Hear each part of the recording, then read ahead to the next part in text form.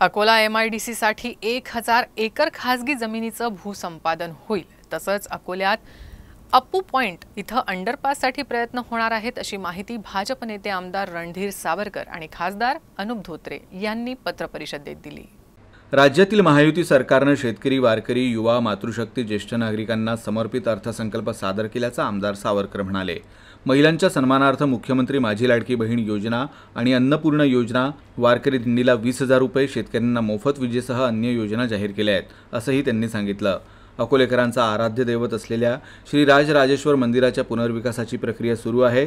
424 वर्षांपेक्षा जास्त पुरातन असलेला मंदिराचा प्रारूप विकास आराखडा तयार होतोय।